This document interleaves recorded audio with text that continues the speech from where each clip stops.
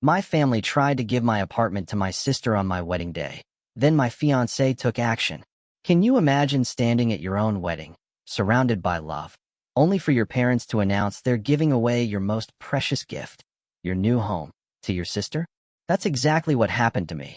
And it was the moment I finally learned to lock the door on a lifetime of emotional manipulation. Look, my name's Jacob. I'm 29, a staff sergeant in the infantry. I'm the oldest child, the designated driver, the default problem solver. In my family, I'm the one who can handle it, which really means I'm the background person. The guy who pays for the pizza, lifts the couches, and keeps quiet so the real stars can shine. My sister, Naomi, she's 27 with 4 kids. And honestly, she might as well have a neon sign above her head flashing golden child. If she breathes, my parents applaud. If I bleed, they just say, "You're strong. You'll manage." I learned early that being gone was a form of guilt. "You're never home anyway," Mom would say. It didn't matter if I missed a dinner because I was training, or if I didn't pick up the phone the second it rang. That sentence, "You're never home anyway," it lived in our house. It showed up at holidays, in hospital waiting rooms, at the end of any conversation where I tried to draw a line. I'm not dramatic. I wake up at 05:30. Run. Make my bed. Iron a shirt, even if no one will see it. I measure my coffee with a scoop, not my heart. I say Roger when I mean fine. I say copy when I mean I don't agree, but I'll do it. I don't throw plates. I don't slam doors. I just keep count in my head and pretend I don't. So, when Mia and I planned our wedding, we kept it small. A simple hall by the river. About 50 guests. We did coffee and pastries instead of alcohol. Mia doesn't drink, and I had a medical check Monday. Didn't want to do that hungover. Mia wore flats so she wouldn't trip. Her dress had cap sleeves and pockets, because she likes to keep tissues and a mint close by. She's practical, you know? Her parents, they run a bakery. They gave us the cake, of course, but then they surprised us with something bigger. Papers for a small apartment they'd bought years ago as an investment. They wanted us to have a start that didn't wobble. We were supposed to sign everything after the wedding weekend. It was a small 2-bedroom with a tiny balcony, just big enough for 2 chairs if you sat friendly. For the first time in my life, a door would lock behind me, and no one else would hold a spare key just in case. I didn't say it out loud, but I felt it deep in my ribs. The ceremony was beautiful. Photos done. Mia's hand, warm in mine.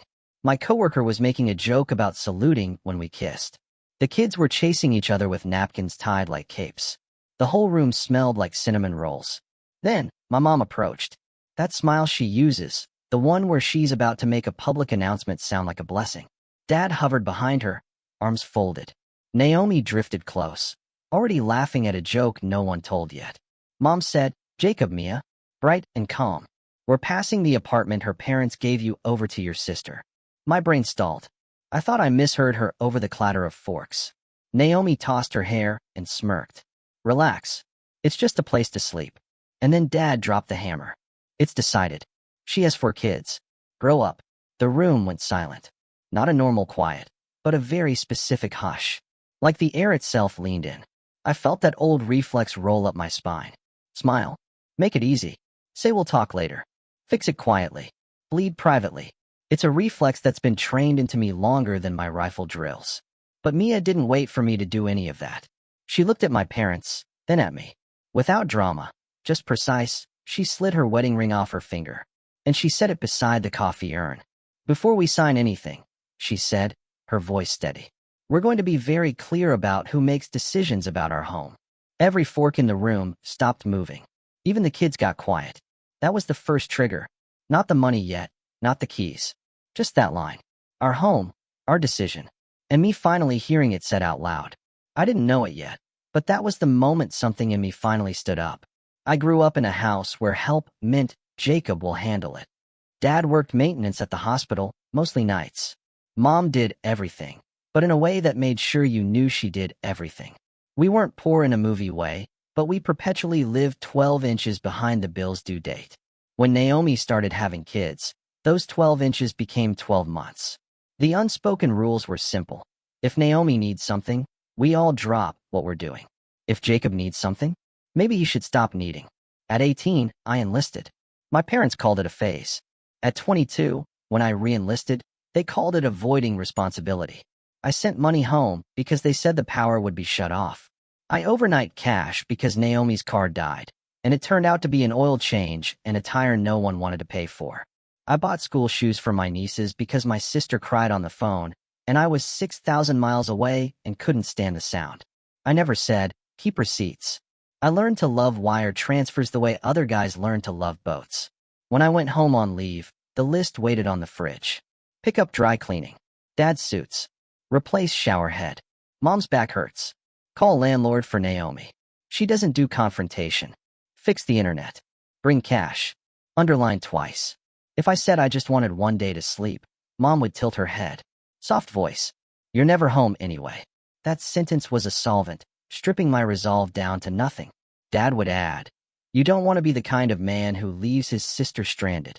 Naomi would text a string of crying emojis and please, please, please. And that was that. Some numbers are stuck in my head like nails. $480 for Dad's alternator. $1,200 to Naomi's landlord after she misunderstood the due date. $650 to cover Mom's dental payment plan, because she hates payment plans. My tax return, once, $2,143.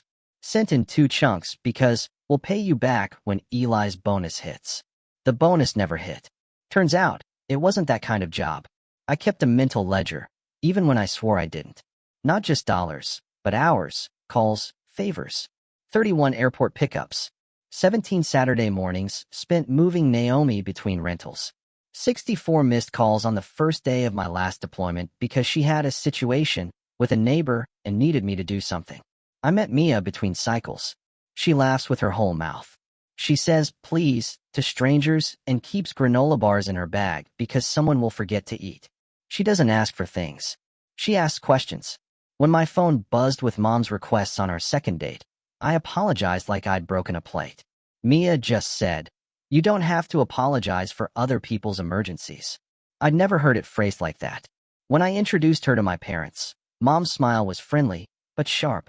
She's sweet, she told me later. But can she handle your schedule? And ours. That last word, ours, landed heavy. Mia's parents, they ran their bakery. Woke up at 4:30, braided dough, argued about flour like doctors argue about medicine. They gave without keeping score. For the wedding gift, they offered the apartment. They said, only if you both want it.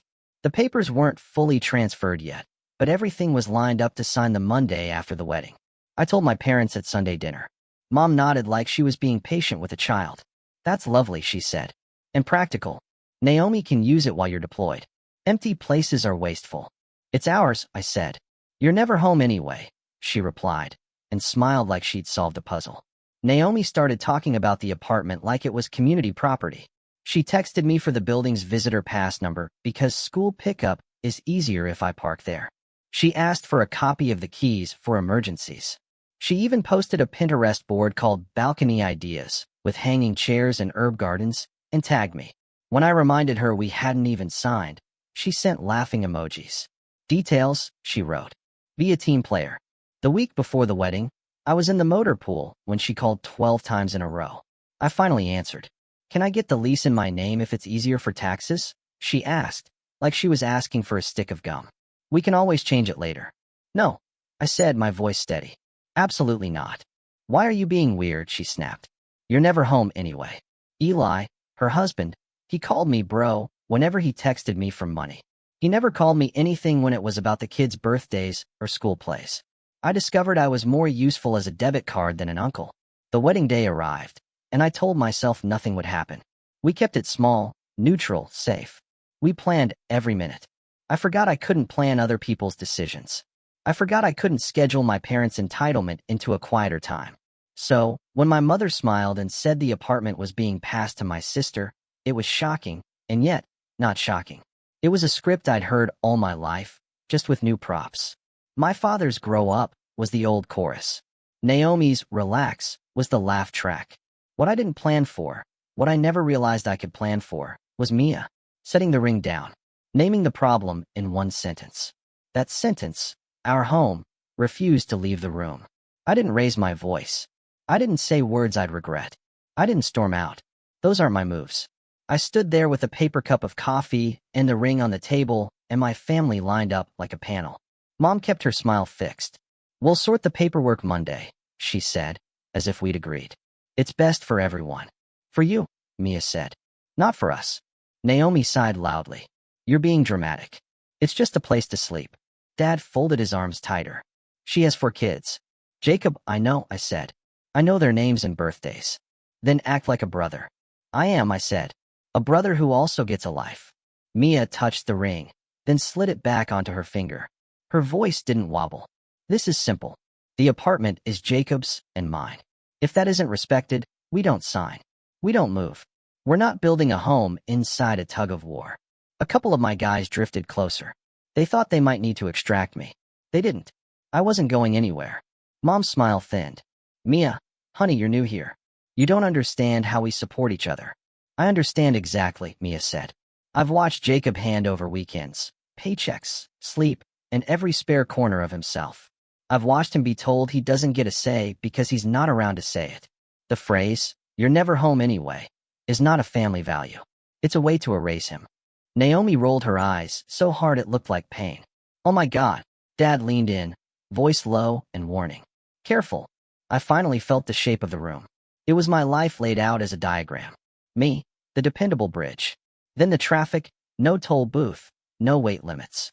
I picked up the ring, pressed it into Mia's palm, and then spoke to my parents like I hadn't learned to do until right then. Calm. Clear. "We're not giving you the apartment." Mom blinked. "Excuse me. We're not giving you our home." "Don't talk to your mother like that," Dad said. "I'm talking to the decision," I said. "Not the person." Naomi laughed, small and sharp. "So selfish." "Maybe," I said. "Or maybe I'm finished being the only adult." Mom pulled her face tight.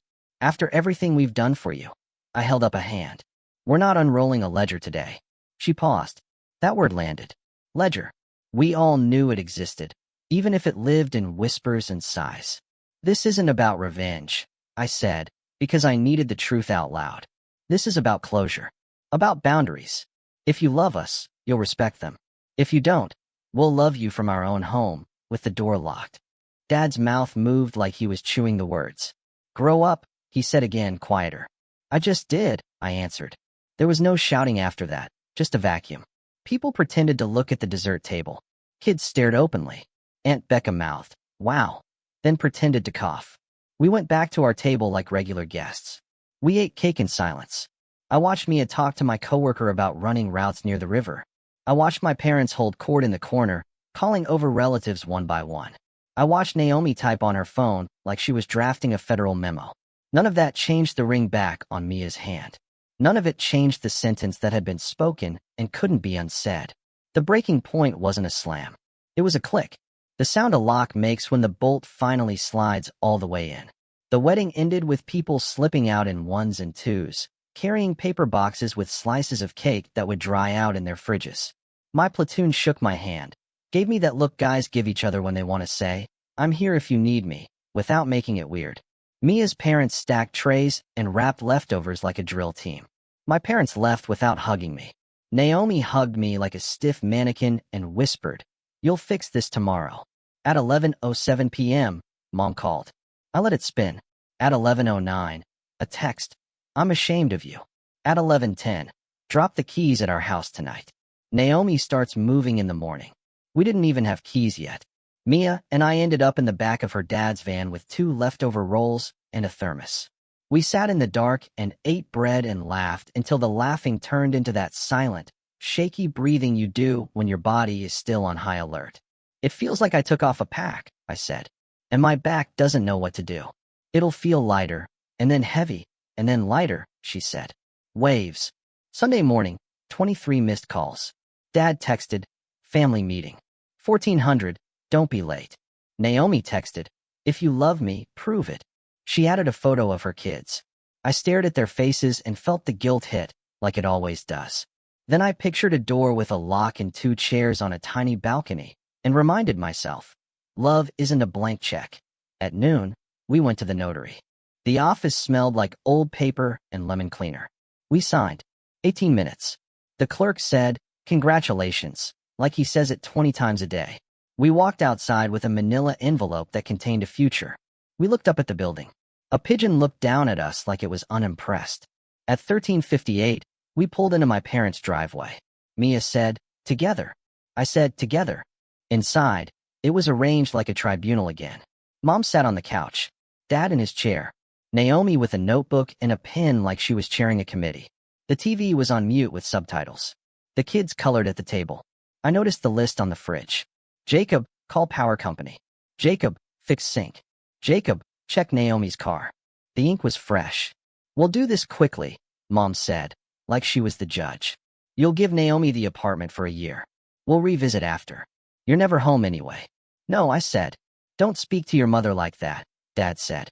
"I'm speaking to the plan," I said. "The answer is no." Naomi didn't look up from the notebook. "Alternative," she said. "You pay us $1,500 a month for 12 months. That's below market. Consider it uncle tax. The children need stability." "I'm their uncle," I said. "Not a second income stream." Mia's voice was gentle. "We're not negotiating our home." Mom's smile broke. "You think you'll keep her if she sees how selfish you are with family?" It was a clean shot, aimed at the softest part. Mia answered before I could. "Yes, because I'm not asking him to be a doormat so I can wipe my feet." Dad leaned forward. "If your sister ends up on the street, that's on you." "She won't," I said. "She has you. She has choices. She always has."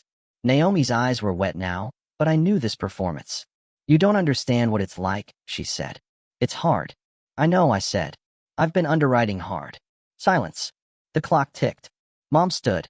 "If you leave now, you're not part of this family." I took a breath, big enough to carry an answer. "If that's the rule you need." "Okay. I love you. We're going home." We left. The manila envelope was warm in Mia's hands, like it had a pulse. We drove to the apartment, walked up the stairs, and stood in the empty space, listening to the quiet. I put the keys on the counter. Then I picked them back up and put them in a drawer so I could practice not leaving them for anyone else to find. The next week was noise. Calls, messages, group chats I didn't join. Naomi posted on Facebook, "Some people only show up for photos." She tagged me, untagged me, tagged me again. Aunt Becca texted, "I'm proud of you. Don't tell your mother I said that." My father called from a different number every day, like he was trying to flank me. My mother sent a running tally. Naomi cried 3 times today. Your father's blood pressure went up 14 points. The kids asked where their uncle is. On day 9, she wrote, "We'll forgive you when you come to your senses." I wrote one reply. "I love you. I'm not discussing our apartment." On Tuesday, Eli called. "Bro," he said, all fake easy. "Can we crash in the guest room for a month? Just until we find something." "We don't have a guest room." "Living room?" "No." "Balcony?" "No." He swore. "You've changed." "I'm trying." Logistics try to sneak in. Mom emailed me as parents with a formal letter. "As you know, Jacob is often absent due to his career. It is in the best interest of all parties if Naomi occupies the unit during those absences." Mia's mom responded with one line. "The apartment is a gift to Jacob and Mia together."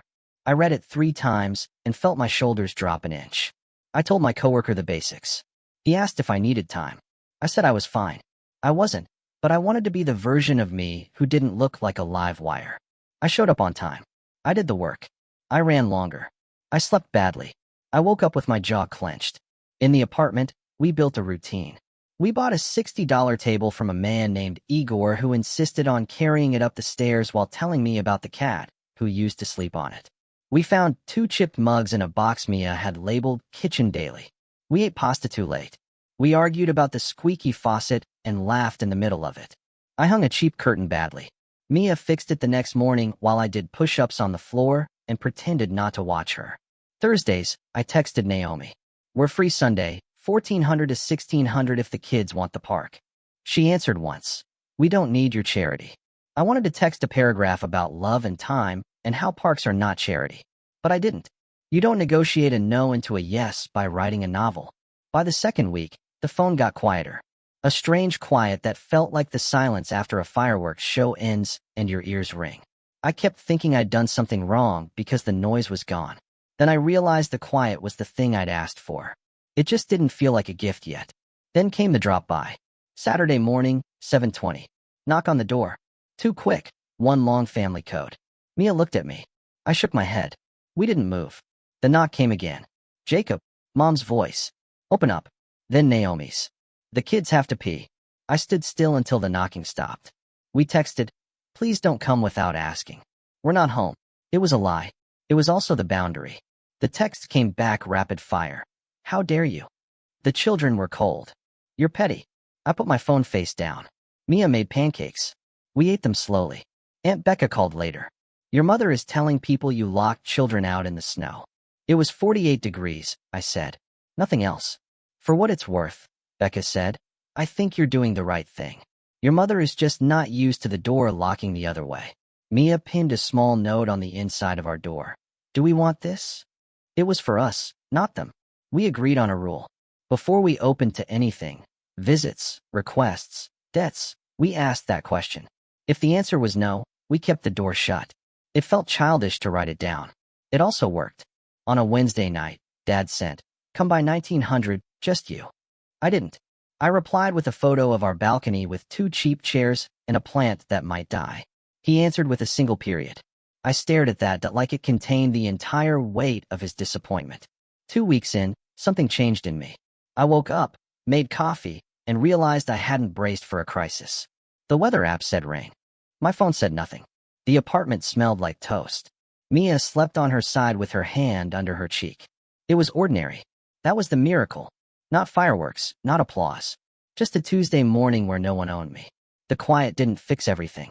It made room to see what needed fixing. I saw how automatic my yes had been. I saw how I'd turned love into labor and called it duty because I was scared to be called selfish. I saw how you're never home anyway had become a rule in my head that let everyone else live in mine. I started small. I told Mia every request I got, even the ones I was embarrassed about. We put each one on the $60 table and asked the door note question. Asterisk, do we want this? Can we afford this? Does this make sense for us? Asterisk, sometimes the answer was yes, with limits. We sent groceries once. We covered a copay, the exact amount, nothing more. I called Naomi's kids every Sunday at 1,500 for 20 minutes. If they didn't answer, we tried next time. I didn't chase. One afternoon, I ran into Mom outside the grocery store. She looked smaller. She stood with her hands around a cart like it might float away. Are you happy? She asked. Not mean. Just tired. I'm honest, I said. You're not the boy I raised. I know, I said. I grew up. We stood there a long minute while a teenager pushed a line of carts together behind us. The metal rang like bells. I don't want revenge, I said. I want closure. I want a life where love isn't a bill. She nodded once. We'll see. Maybe she will. Maybe she won't. Here's where I ended up. I'm Jacob. I'm 29. I'm a soldier. I'm an eldest son who stopped being a bridge you can drive anything across. I have an apartment with 2 chairs that barely fit on the balcony. I have a door that locks from the inside. I love my family, but I won't bankroll their emergencies by default. I won't hand over keys because someone says, I'm never home anyway. I won't be guilted into calling boundaries betrayal. That's the line I keep on the days it's hard. I read the note on the inside of the door. Do we want this? I put my hand on the lock and remember the click at our wedding. When Mia set her ring down and everything in me finally stood up. We're building a life. It's not dramatic. It's dishes in the sink and running at 0600 and a squeaky faucet and a plant that might live. It's 2 chipped mugs and coffee that's too strong and a balcony just big enough for us. It's quiet and then noisy and then quiet again. And it's finally, truly mine.